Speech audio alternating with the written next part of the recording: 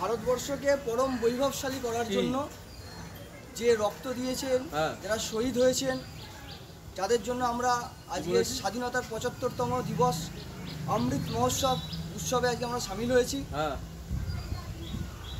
অসংখ্য শহীদ আছেন সারা ভারতবর্ষ জুড়ে, অবিভক্ত পশ্চিমবঙ্গ থেকে আছেন। নেতাজি সুভাষচন্দ্র বসু ছিলেন, শহীদ ক্ষুদিরাম ছিলেন, বিনয় বাদল দীনেশ,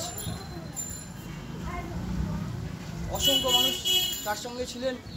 বীর সাভারকরজি পরবর্তীকালে স্বাধীন ভারতের যে স্বপ্ন দেখেছিলেন, সেই স্বপ্নে বীজ বপন করেছিলেন রবীন্দ্রনাথ ঠাকুর।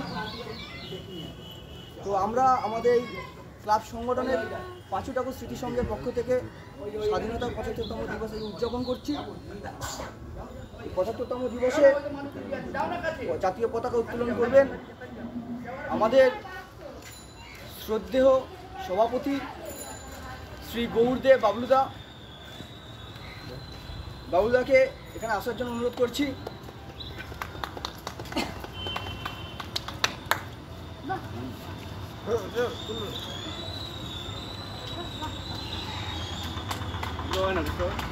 উপরে তুলে দেবো,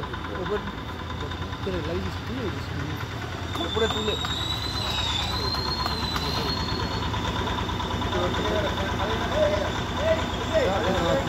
এটাই তুলে দিল, ওইটাই তুলে দিল।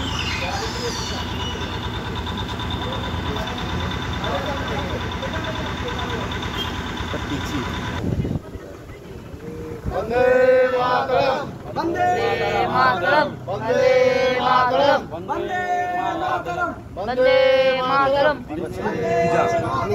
বন্দে জয় হিন্দ, জয় হিন্দ, জয় হিন্দ, জয় হিন্দ।